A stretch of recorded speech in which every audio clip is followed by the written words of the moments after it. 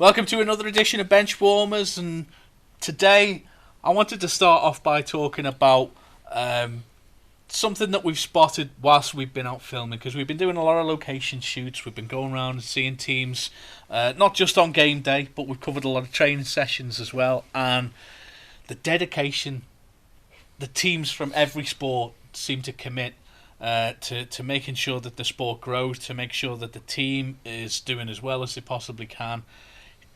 It's really impressing me, I got to say. Well, a fine example of that, it was picked up, Mark Houghton mentioned it from the Nighthawks in an interview earlier in our series, where he said that to be competitive and compete in his sport, you get out of it what you put in, and being dedicated to turning up to training, putting the extra hours in, you reap the benefits of it. And that applies in any sport, really. I saw it with Cheshire Phoenix as well. Those guys would have a game on a Friday night. You'd get maybe an hour or two to sort your stuff out by Saturday to go again, and you were playing Saturday night, Sunday night sometimes, and the back-to-back there and the commitments, and then midweek training as well, which was always geared up to the next opponents and wasn't a light scrimmage. It was always focused, heavy training, and that's commitment. You got to see it there. Yeah, and I mean, I don't think anyone could have failed to notice. We're not filming this where we started off. And I remember with those early episodes we filmed, we were using the Deeside Dragons facilities out at the rink, and we filmed these after we finished work ourselves, so we're filming evenings going into late night. We'd be wrapping up and packing away around 10, 11 o'clock. That's when the Dragons would start to turn up for the training sessions. They wouldn't be hitting the ice till like 11 o'clock at night. It's unusual training hours, them. I mean, the only ice time a team like that can get, and yeah, it shows the dedication. These guys have got families, they've got jobs themselves. We said on Drop the Puck about guys coming straight from work and lacing up the skates during the first period and getting straight on the ice for the second period. Or taking the skates off after the game's over and going to work at the rink. Yeah. I think you're finding it more and more in today's sporting society that's the case. I mean, sport plays a big part in a lot of people's lives now. It's the only sort of form of recreation they're going to get, when they're doing something, whether it be with playing soccer, American football, ice hockey, baseball, basketball, roller derby, whatever.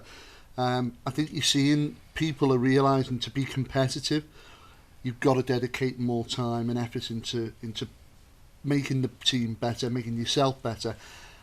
Like Nighthawks, three training sessions. I mean, they're training Wednesdays, Fridays, Sundays. Well, let's just go back, because Gary, you've been involved with the Nighthawks and other teams around the Northwest for quite a long time now. We go back to those early days, the 80s. Talk me through the difference between how you would train for those early games for the likes of Birkenhead and Wirral and those teams, to how you would prepare the game for Merseyside. I'll put it this way.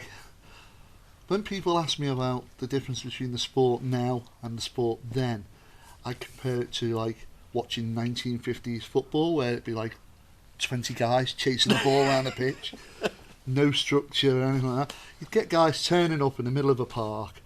They'd be wearing all sorts of misfit kit, whatever you could pick up at the time. There'd be guys smoking a cigarette before training.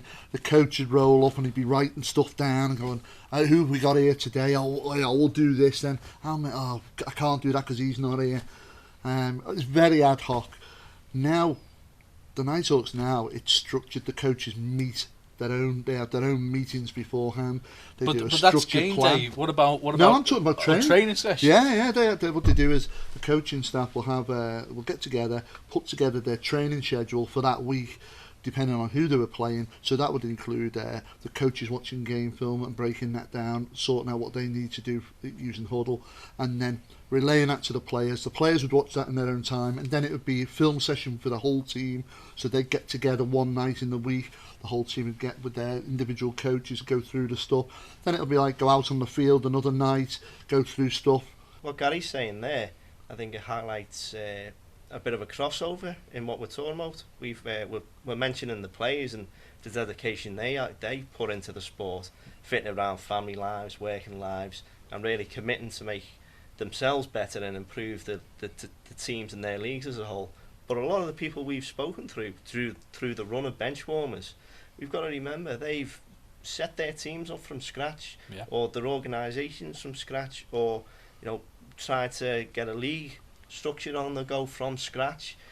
The organisation itself has taken a lot of commitment. The likes of Witness, brand new team, they're only 2 years old. Witness Wild, they've set up a team in a new rink. Halton Spartans. Halton, there's another fine American example football. there. Yeah, and it's not just the dedication of players, it's the dedication of the back office staff, and the crossover between that. There's so many guys who are player coaches, who are putting in as much time coaching as a full-time coach would, and playing on the field as well, or on the ice.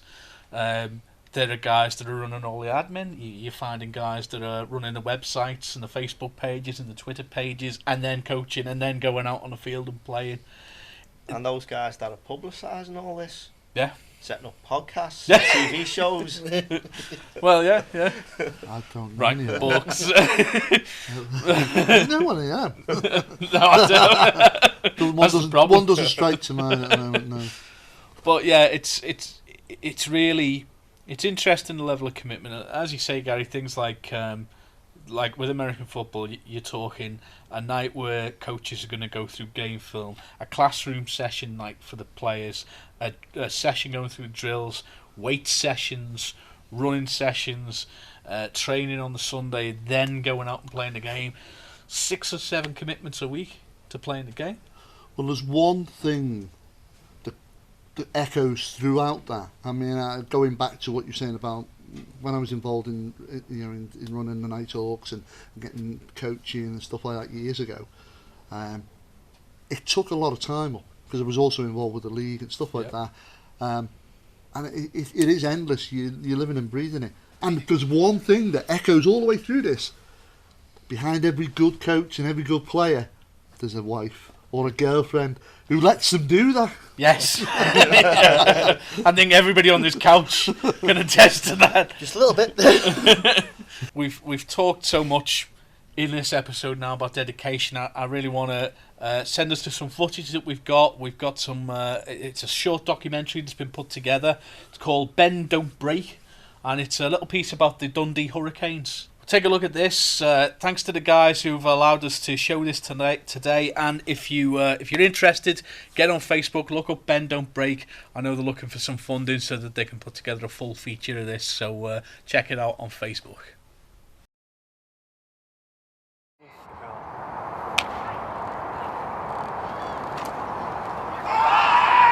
Go, Bruce! Go, Bruce! There, he's there! Oh, God, damn it! Defense!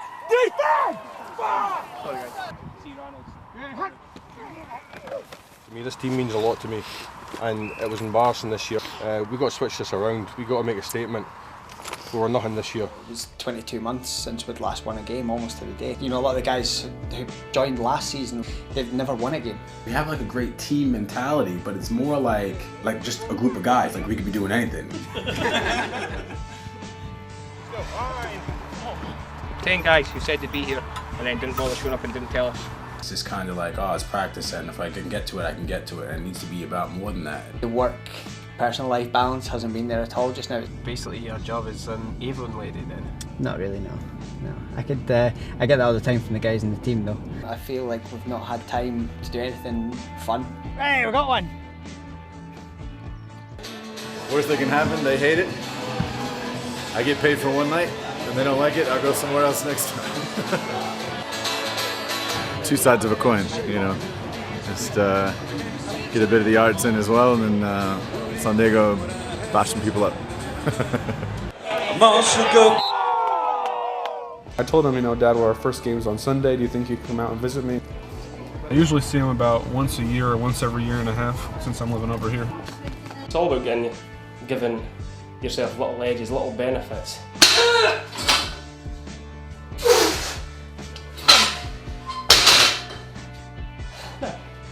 Could have stopped before there. Got 50s with on the ledge.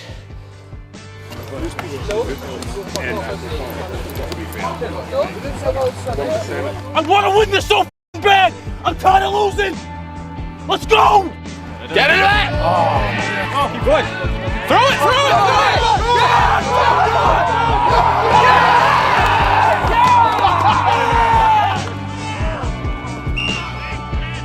it! Let's get something out of it!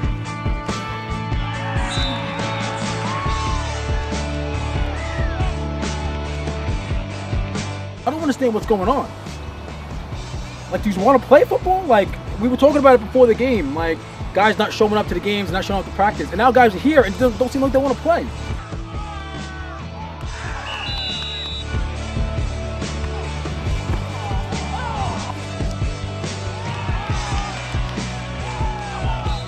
Do you know what this means? We're the worst team in Scotland if we lose today. Get your heads out. We have an opportunity here to play a game that guys our age, even in America, don't get to play American football. And so I think it's important, you know, play every game as it's a gift, because it is. It's nearly there, guys. Look, we've got to get the breaking out to rub the green one of these days. Nobody gives up until that whistle blows. I only made that tackle because I'm a superior athlete to everyone here. Okay? And if you want to be a superior athlete, you can make tackles just like that. Boom. We thought that last year when we got walked over by nearly every team we played, that we'd actually compete. There's obviously some differences between the sport here versus in the States. You know, you don't have people that are in it for the money. You don't have people that are in it for, you know, for fame or for glory. They're in it for the game. You can't teach heart.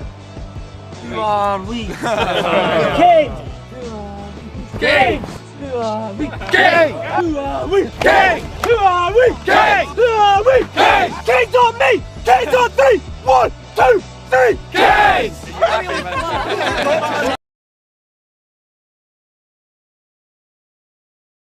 Hi folks, I'm Stuart Young. As you can see, Matt's not with us at the moment. He's decided to head off to the States for the next few weeks, so I'll be bringing you Stewie's news. I'm going to bring you the roundup of the British American football games, or the key games from the Northwest, and my team obviously in Edinburgh. And I'm also going to basically pick up on some NFL action that's going to be happening. Remember, the Canton, Ohio Hall of Fame game starts on the 10th of August, and that takes place at Canton, Ohio, when all the guys are inducted into the Hall of Fame. And this year's game is going to be a good matchup. It's the Pittsburgh Steelers against the Minnesota Vikings. So we'll bring you more on that in the next few weeks, so please stay tuned. Let's start off with my team, the Edinburgh Wolves. What a cracking start to the season they've had. Only lost one game against the so-called team I don't know really if they're any good, the Merseyside Nighthawks. But I see the guys will shoot me in the studio for that. But what a game. 5 out of 5 in away wins on the trot. Finished up, 7-hour journey to Nottingham, 35-0 winners against the Caesars. Came back home and they have a belting match ahead of them on Saturday. It's a big rivalry against the Clyde Valley Blackhawks. Now, all at stake. If the Wolves win, they secure second spot minimum. If the Blackhawks win, they could secure a playoff spot. Big outcomes for both teams, however, put that aside, this is a huge rivalry. I've played in a couple of the games, I've witnessed many, and I can tell you, these guys will give up nothing. There'll be nothing given up. There's going to be a hard slog in defence. Offense are going to have to try and outwit each other, and it's going to be a cracking game up here in Edinburgh, so stay tuned for a report on that next week, which hopefully I'll be attending. Disappointing weekend for the Nighthawks. You know, Doncaster 4 hours prior to kick-off decided that they couldn't play 12 men. Now you get to the standard, you think, well, you know, you should be fielding teams, given the fact that they've got, you know, many registered players on the BAFA registration. I don't know what's happened there. We should hopefully sort that out and play more games going forward. But Nighthawks, I don't think it's going to be rescheduled. We're looking at possibly a 1-0 win, which is hugely disappointing for them. The players want to get in, get reps, get points on the board. But, you know, hopefully we'll see how that goes. Looking at NFC 2, Manchester travelled down to win this take on the Heartland Spartans.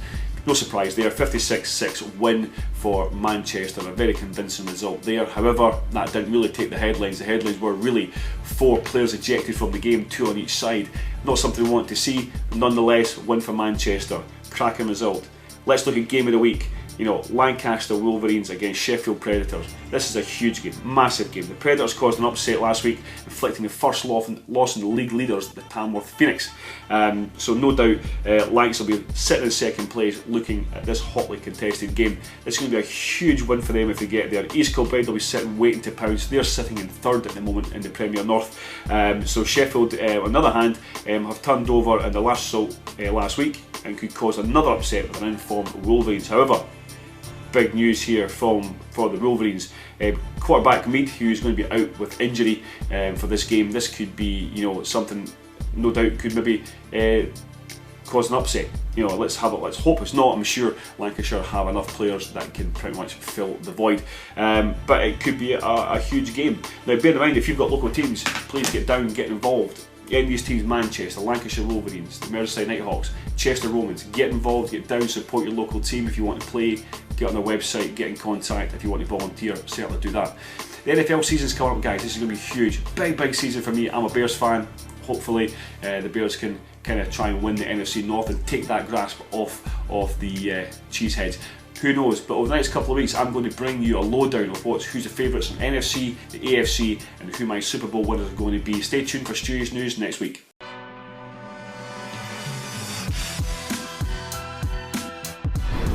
We're at Chilwell Sports College in Liverpool, home of the Merseyside Nighthawks. Now, you'd be forgiven for thinking that we're going to talk about the senior team again like we always do. But no, this time we're going to talk about the kids and how they get into American football. Merseyside Nighthawks have had a junior team competing in the British American Football Association junior level. Last year they were competing on 5-on-5, but this year they've upped their stakes a little bit and they're now doing 9-on-9. With Jim Blinkhorn, head coach of the junior team. Jim, a nice evening. It is. Kids have turned up. Yeah. Looks like they're having fun. They are. Is that what it's all about? The bottom line for the kids is, let's have some fun. What we're doing here is teaching basic football, letting them throw the ball a lot, which is what they want to come and do now, rather than just run the ball all the time. Let's teach them to throw the ball, and let's teach the quarterback what he needs to do. And so how did you get into the sport? Channel 4, a long time ago, when it first came to the TV in 1982, and I started playing in 84. Obviously, a lot of equipment out there. It's not cheap sport, is it? No. Funding is always very difficult to get hold of. A lot of the kids put their own money in, and we try and do fundraising events as well with Super Bowl nights and try and get money that way. But it is an expensive sport. We ask the kids to pay subs, and the subs are only £3 a week, which most kids can afford. Yeah, and, it's a lot less than a computer game that they would probably buy or something like that. And you're actually playing this. It is. But what they get for £3 a week is they're going and travelling up and down the country. They're playing a fantastic game, probably the best team sport that there is, and it's a new sport to all these kids. They've never played before, and they're making new friends. It's great.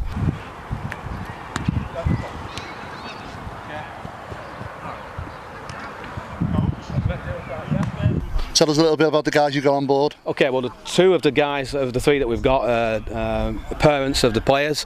They've joined us this year, so everything's new for them as well. In fact, the players probably know more at this stage. And the other guy, Anthony, he's been here a couple of years now, and he's still a young coach, and he's still learning. I mean, hell, I'm still learning. I've been 8 years. I'm joined by Anthony McAllister, coach of the Merseyside Nighthawks Juniors. Anthony, how long have you been doing this? Well, I first turned up when I was 16, when there wasn't even a youth setup. It was like me and one other lad. So yeah, basically from 16 onwards, I'm now 25, so like 11 years I've been here. So you've got a bit of experience behind you. Have you actually played at senior level? I did, I played a season and a half, yeah. So it's given you the experience to sort of bring to the youth. So obviously at this level, there's a lot of time and effort going into this. Yeah, an awful lot. I mean, we only train twice a week, but it's, especially for us coaches, it's every day, or it's almost every day anyway. There's always something involved with it, whether it's registrations, sorting out kits, whatnot. There's a lot more involved. So obviously there's a lot of local kids get involved in it. What's it like to try and attract them? It's hard, it's very hard. I mean, we do get a lot of kids down, but the problem we're having is that when they get that initial hit and they get a feel for it, they kind of like, they kind of like second guess it and think maybe this isn't for me after all. So you got quite a few kids down tonight at training, and it's obviously being a midweek, you kind of don't expect it being a school night. Do you find that difficult? Yeah, especially with the exams, with it being exam season. You know, a lot of them are studying, which we understand. We do encourage that they study, but at the same time, we do require them to kind of push it a little bit to one side just for like 2 hours a day, especially on a Wednesday, because that's all we're here. How long we're here for on a Wednesday is just 2 hours. So we do require something from them, but we don't always get it from everyone, which is unfortunate. There's something we talked about in previous shows is about commitment to sport and that. Yeah. Obviously, kids have what we class butterfly minds, and they go from one thing to the other, like kind of fads. You know, if their mates are doing it, they want to do it.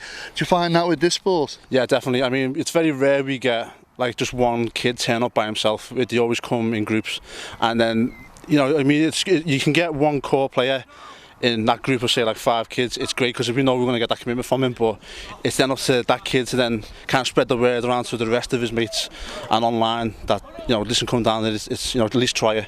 Kids see the NFL on TV and they kind of want to have a go at that. It's like putting the gear on and having a go. You've said it earlier, they get a little bit scared. Some of them, obviously the ones that are more dedicated and stick it out and stay. I mean, stars of the future, do they take to this really, really quickly? Yeah, absolutely. I mean, if you dedicate yourself enough to it, it can take you places. I mean, we've had some successful stories especially from the youth setup. We had one lad named Jack Robinson who played for GB Juniors, and we got 3 lads accepted into Bristol, into the Filton Academy, which was the academy, yeah. Which was great for us because it gives us recognition and that we are doing. So you're obviously doing something right. Yeah, exactly. So I mean, it's impressive to watch for anybody from the outside. Yeah. So something like this it's like a minority sport anyway. It must be difficult to try and get sponsorship and stuff like that. It is. It can be difficult. It's when you mention American football, they kind of think, oh, it's not taking that seriously. It's going to maybe go to waste. But it really isn't. I mean, if you look at the seniors, you look at the juniors, it's put to good use, and I mean the kids appreciate it, and you can see it in the way they turn up, the way they play, and just the attitude, the general attitude. When's your next game? Our next game is Manchester Titans here on this ground on the 25th of July. So, what do you think your chances are on that? Well, we were very close last time. We lost 16-12. We were driving for the final score. They were worried about we were going to score the winner. We just wanted to score the winner, so the pressure was on. And unfortunately, when we threw the ball, the last play of the game, and it got intercepted. That's how it goes. So you got big hopes for that one? We got big hopes, yeah. Manchester Liverpool is a big rivalry in soccer and other sports, and we want it to be so in American football. So. Cool. All right. So thanks for your time, anyway, Jim. Okay, thank you. Cheers. Okay, bye. Nighthawks on 3, 1, 2, 3. Nighthawks! There you go. See you Sunday, guys.